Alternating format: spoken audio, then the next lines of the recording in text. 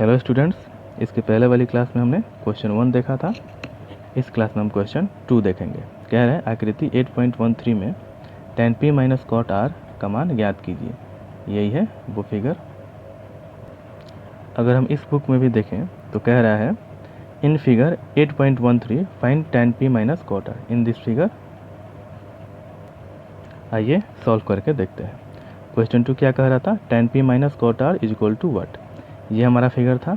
इस फिगर में P R का वैल्यू दिया है 13 सेंटीमीटर। ये हाइपोटेनियस होता है इसलिए हम इसको एच दिखा दिए हैं। और पी क्यू 12 सेंटीमीटर दिया है जो कि परपेंडिकुलर है। और क्यू आर ये बेस है। यहाँ पर एक 90 डिग्री का एंगल दिखाया हुआ है। ठीक है, हमें ये वाला पता नहीं है, बेस हमें पता नहीं है। पहले इसको हम फाइंड आउट करेंगे। तो पाइथागोरस थ्योरम में होता है हाइपोटेनियस का whole square equal to perpendicular का whole square plus base whole square.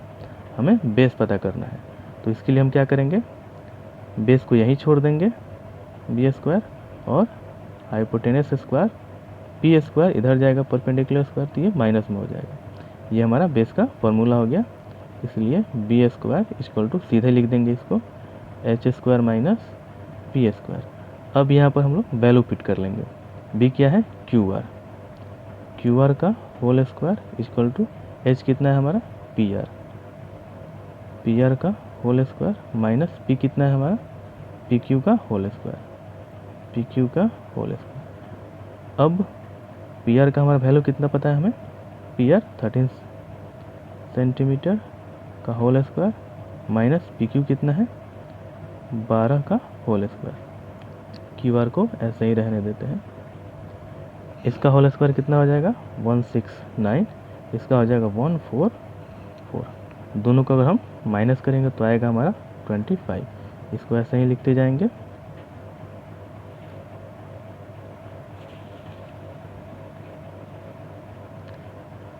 ये क्यू आर का होल स्क्वायर।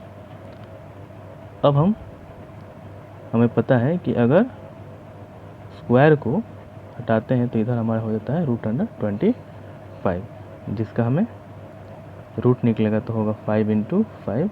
इसको हम लिख सकते हैं 5 सेंटीमीटर, यानी कि बेस हमारा कितना है? 5 सेंटीमीटर। अब हमारा क्वेश्चन क्या कह रहा है? tan p minus cot r निकालना है। अकॉर्डिंग टू क्वेश्चन हमें क्या करना है, लिखेंगे tan p बराबर, तो इसके पहले वाले की तरह हम याद करेंगे क्या था हमारा? पंडित बद्री प्रसाद हर हर बोल। तो tan के लिए हमें निकालना है, तो ये किसके लिए था? साइन के लिए था। ये बेस कॉस के लिए था और ये tan के लिए था। तो tan के लिए क्या होगा? p/b लिखेंगे, p/b। p से क्या हो गया? परपेंडिकुलर, और b से क्या हो गया? बेस। आइए देखते हैं। इसका परपेंडिकुलर कितना हो जाएगा? 12, और इसका बेस कितना हो जाएगा? 5।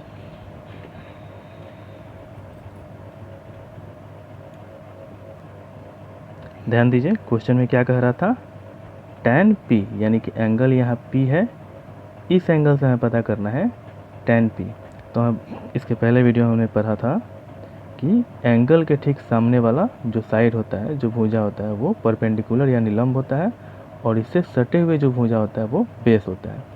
तो परपेंडिकुलर हमें पहले निकालना था p, तो p क्या हो जाएगा? 5।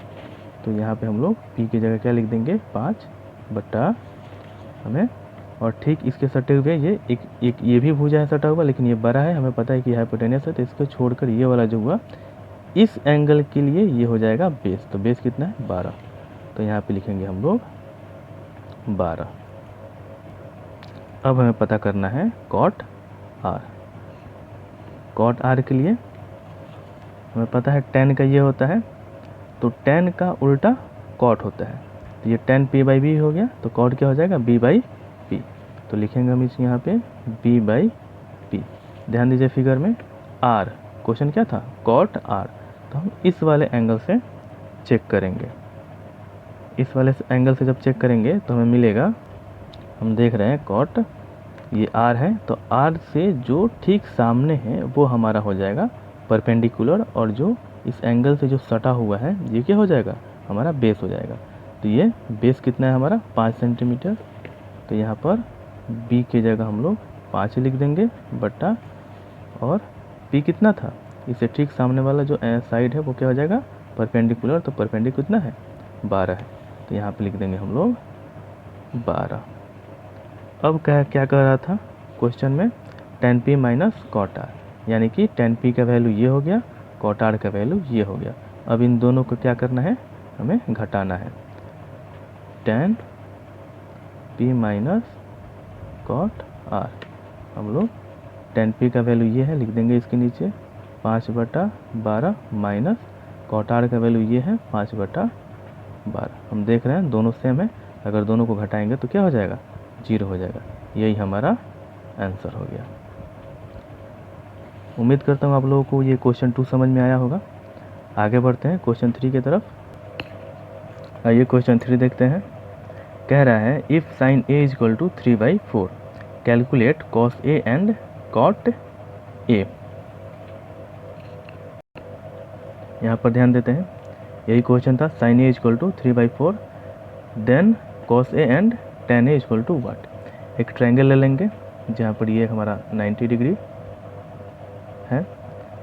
कह रहा है साइन ए, हमें पता है, हम लोग पढ़े हैं पंडित बद्री प्रसाद हर हर बोल, तो क्या था पी बी पी हर हर बोल। इसको हम लोग याद कर लेंगे ताकि क्वेश्चंस को सॉल्व करने में हमें ज़्यादा समय नहीं लगे। हमें पता था ये वाला साइन के लिए है, ये कॉस के लिए है और ये tan के लिए है।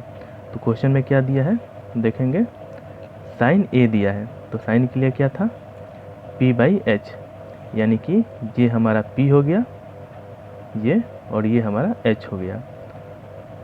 तो p ये हो जाएगा, p की जगह हम 3 रख देंगे, और h ये हो जाएगा, इसकी जगह 4 रख देंगे।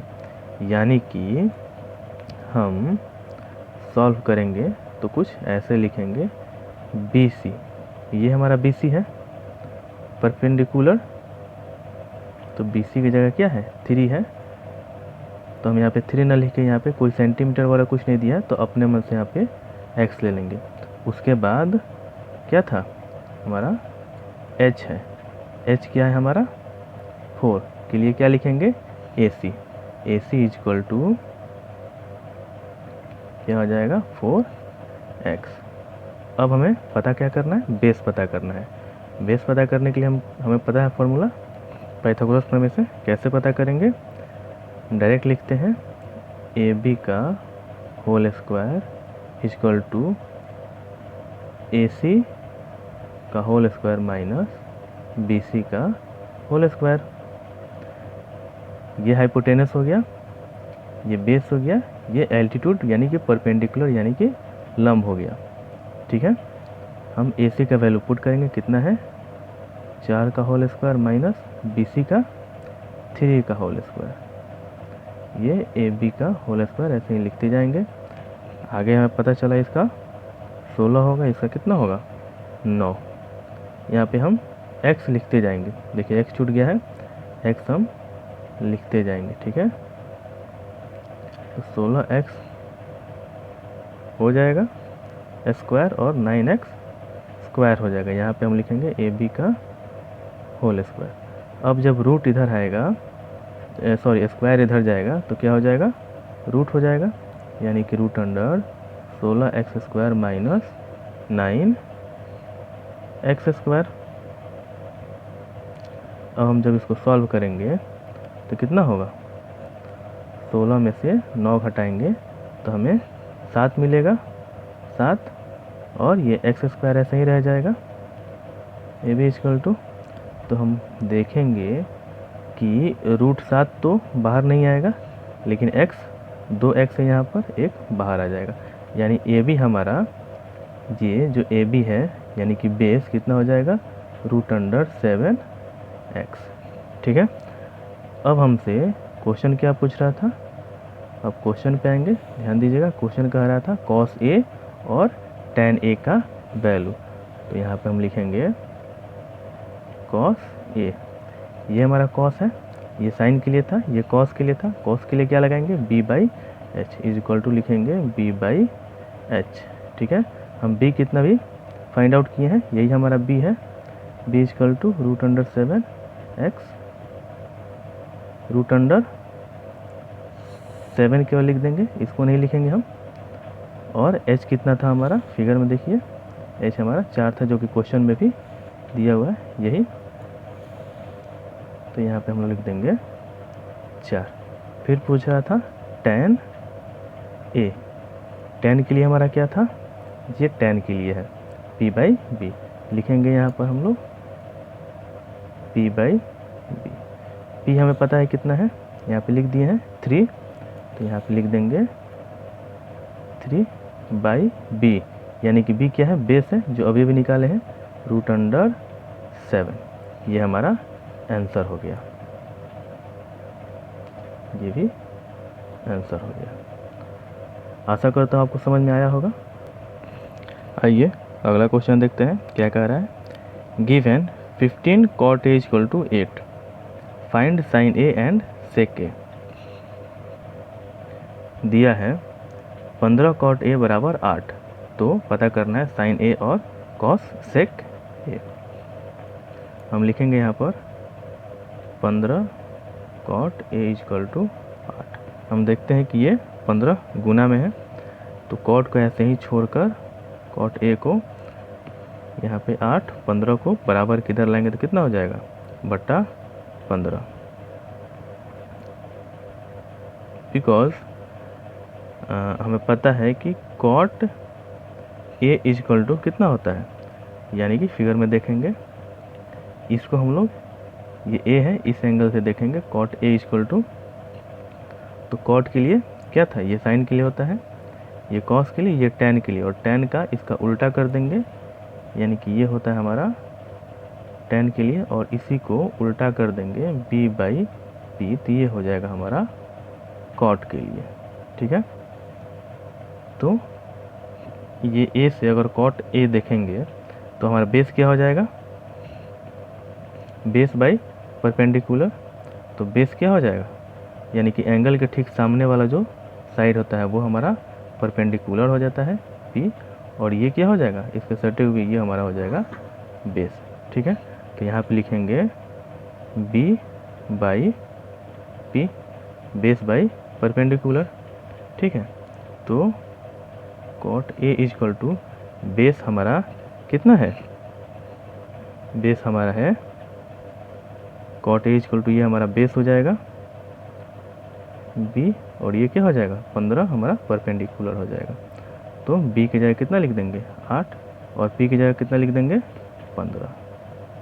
ठीक है, अब यहाँ पे आप देखिएगा कि हमें इसका वैल्यू नहीं पता है, यानी हाइपोटेनियस यानी कर्ण का वैल्यू नहीं पता है, तो हमें कर्ण का वैल्यू निकालने के लिए क्या लिखेंगे, डायरेक्ट लिखते हैं AC का होल स्क्वायर इक्वल टू इन दोनों का होल स्क्वायर का सम, यानी कि AB यानी बेस है, बेस का होल स्क्वायर प्लस BC यानी कि परपेंडिकुलर का होल स्क्वायर।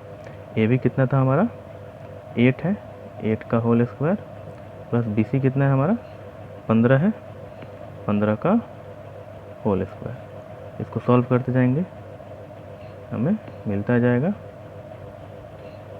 इसको जोड़ेंगे तो हमें मिलेगा 289 AC का होल स्क्वायर। अगर हमें पता है इसके आगे क्या करना है 289, इसको रूट से बाहर निकालेंगे, हमें मिलेगा 17। अब क्वेश्चन क्या पूछ रहा था आपसे, साइन A, पहले इसको चेक कर लेते हैं, साइन A, इसलिए साइन A इक्वल टू, हम ये वाला फॉर्मूला ट्रिक लगाएंगे, सॉरी ये ट्रिक है, p/h, क्या लिखेंगे यहाँ पर हम p/h, तो p से क्या है परपेंडिकुलर, हमें परपेंडिकुलर कितना मिला है, ध्यान दीजिए, हमें परपेंडिकुलर मिला है परपेंडिकुलर क्वेश्चन में दिया था कितना था 15, और हाइपोटेनियस जो कि हम लोगों ने निकाला है वो कितना है 17। तो इसके नीचे लिख देंगे 17। ये हमारा एक का आंसर हो गया साइन ए का। दूसरा क्वेश्चन पूछा है आपसे SEC sec A equal to what. तो हमें पता है कि कॉस का उल्टा सेक होता है, यही ये कॉस है, इसका उल्टा कर देंगे सेक हो जाएगा, H को ऊपर और बी को नीचे। तो यहाँ पे लिख देंगे H/B। तो हमें H निकाले हैं हाइपोटेनियस, ये रहा, तो लिख देंगे यहाँ पर 17, और B जो कि क्वेश्चन में दिया हुआ था B कितना था 8, ये हो जाएगा 8। ये हो जाएगा हमारा आंसर। आपका क्वेश्चन नंबर 4 भी कंप्लीट हो गया। उम्मीद करता हूँ ये भी आपको समझ में आया होगा। अगर आपको कोई भी कहीं पर भी दिक्कत हो तो आप कमेंट में पूछ सकते हैं, मैं उसका जवाब ज़रूर दूंगा।